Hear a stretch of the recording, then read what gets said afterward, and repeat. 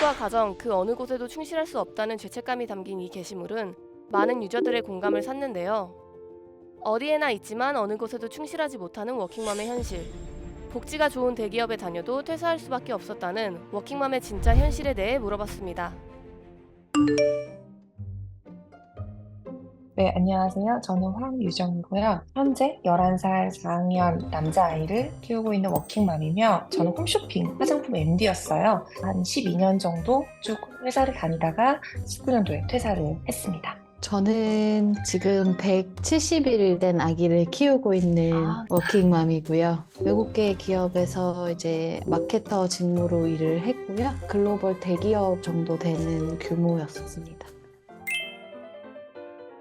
어린이집 너무 잘 돼 있고요. 다른 여느 대기업과 다르지 않는 일반적인 다 복지는 되어 있습니다. 육아휴직 다 보장되고 이제 아이가 태어났을 때 이제 유치원인가부터 어느 정도 수당을 10만 원에서 30만 원 사이로 매달 주셨던 걸로 기억을 하고 워라밸이 좋은 회사에 다니는 만큼 고충을 토로하기가 힘든 점도 있었을 것 같아요. 조금 배부른 소리처럼 들리는 부분도 있을 맞습니다. 테고. 나 같으면 정말 엎드려 절하고 다니겠다 이렇게 이제 이야기하는 사람들도 막 물론 복지가 좋아서 어느 정도 일을 지속할 수 있는 그런 환경은 되겠지만 어떤 금전적인 눈에 보이는 가시적인 복지로는 설명될 수 없는 그 워킹맘들이 겪고 있는 압박감이나 힘듦이 분명히 존재할 거라고 생각을 하거든요. 1년간의 육아휴직, 추가수당, 유연한 근무 환경까지 어느 것 하나 빠지지 않는 복지를 제공받았지만 그럼에도 워킹맘들의 회사 생활은 녹록치 않았다고 합니다. 대리급으로 가장 실무를 많이 할 때 임신을 한 거죠. 제 임신인 걸 알자마자 그 다음 주에 얘기했거든요. 그랬더니 일단 팀장님 얼굴이 일그러지시고 폐를 끼치고 있나라는 생각이 되게 들 만큼 그 임신 초창기가 제 인생에 있어서 가장 피골이 상접하게 살이 빠졌을 때였어요. 배도 안 나왔는데 약간 외관적으로는 티가 안 나는데 저만 힘든 거 있잖아요. 저도 제 자신이 그런 힘들고 나약한 모습을 보이고 싶지 않은 것도 있었던 것 같아요. 맞아. 사실 절대 누군가- 티내지 말아야지. 화장실에서 어쨌든 헛구역질을 하는데 그게 어쨌든 그 층에 약간 들리잖아요. 괜히 미안하고 또 눈치 보이니까 일부러 다른 층 가가지고 토하고 막 이런 적도 있었어요. 맞아요, 맞아요. 눈물이 나네?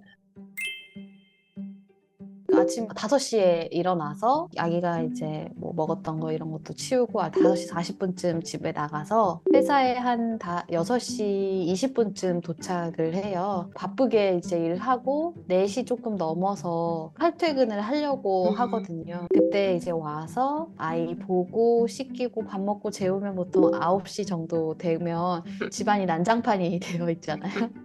그러면 이제 집 치우고 만약에 그때 업무가 남아있다고 하면 밀린 업무들 처리하고 또 한 11시, 12시쯤은 자려고 하죠. 다음날 5시에 일어나야 돼서. 번아웃이 올 수밖에 없을 상황인 것 같은데 저는 번아웃이 진짜 세게 왔는데 아이가 어버이날에 편지를 썼는데 저를 어떻게 그렸냐면 집에서도 노트북을 하고 있는 모습을 그린 거예요. 엄마, 아침도 저녁도 일하느라 바쁘고 날 위해 돈 벌어다 줘서 고마워. 이게 편지 내용이었고 이렇게 사는 게 맞나라는 생각이 조금 들었었어요.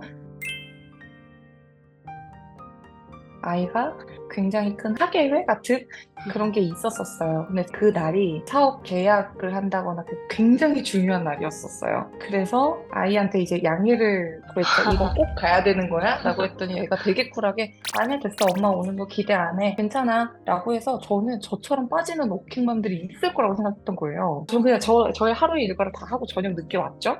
근데 담임 선생님이 전화 온 게 전교에서 우리 애 엄마 아빠만 안 왔대요. 그래서 애도 이제 아는 거죠. 그냥 엄마 아빠는 잘 안 오는 사람. 그거를 알았을 때 엄청 미안해서 진짜 많이 울었어요.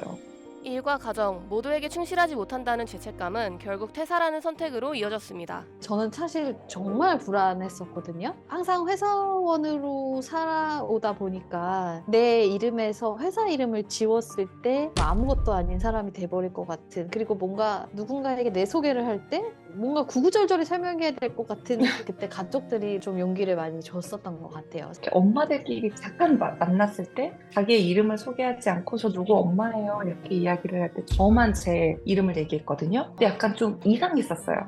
복지 끝판왕 대기업 속에서도 퇴사를 선택하는 워킹맘들. 워킹맘에게 진정 필요한 것은 무엇일까요?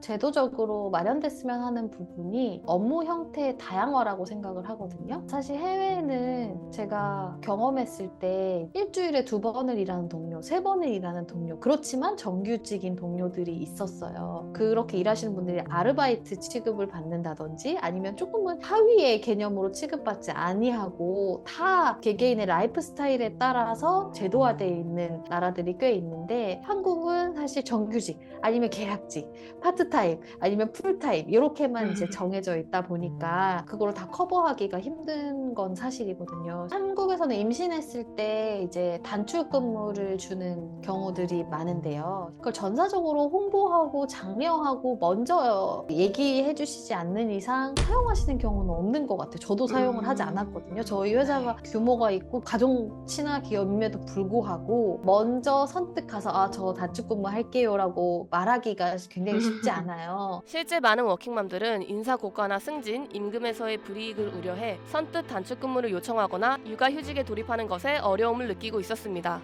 워킹맘의 고충 해결을 위해 설립된 서울시 동부권 직장맘 지원센터의 상담 사례집에 따르면 2022년 이뤄진 상담의 74.1%가 임신, 출산, 육아기 노동권에 관련된 것이었고 그중 육아휴직 관련 상담이 62.6%로 가장 많았습니다. 육아휴직을 사용한 노동자에게 권고사직 또는 자진퇴사를 요구하는 경우, 휴직 후 출근한 노동자에게 인사 고과상의 불이익을 주는 경우 등 육아휴직을 실제로 사용하기 위해선 회사를 그만둘 각오를 해야 하는 현실이었는데요. 퇴사 이후 프리랜서로 일하며 새로운 도전을 이어가고 있는 두 사람.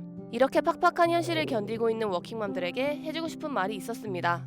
제가 감히 뭔가 해드리고 싶은 말은 또 일과 가정이 양립되는 것을 계속해서 고민하는 육아 동지들을 많이 만드셨으면 좋겠어요. 나와 같은 생각을 하고 이걸 위해 치열하게 고민하는 사람들이 있다라는 사실만으로 위로가 되는 순간들이 있잖아요. 또 작은 성취를 많이 만들어 가셨으면 좋겠어요. 조기 복직을 했다가 퇴사하는 이 일련의 과정 속에서 저를 버티게 만들었던 건 뭔가 일을 이어가고 멋진 큰 일을 하는 것이 아니라 작은 목표를 만들고 이뤄내가는 과정이었다고 생각을 하거든요. 육아라는 정체성을 가져서 내 다른 정체성이 없어졌다는 생각보다는 나는 엄마라는 정체성 외에 이런 정체성들도 만들고 있다라는 그런 힘이 나를 지탱하는 수단이 될 수 있을 거라고 저는 보고 있어요.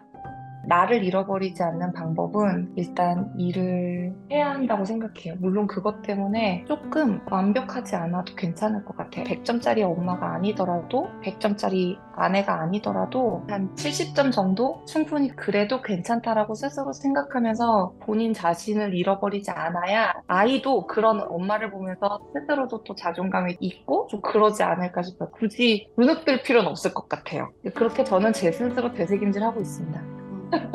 출산율 0.78%, 극단적 저출산 시대가 도래한 지금 중요한 건 일하면서 아이를 키울 수 있는 환경과 분위기 조성인데요. 워킹맘이 아이 걱정 없이 일할 수 있는 날은 언제쯤 올까요? 이번 영상을 만든 PD가 추천하는 영상도 보고 가세요. 스브스 뉴스의 다른 영상을 즐기시려면 구독 버튼을 꼭 눌러주세요.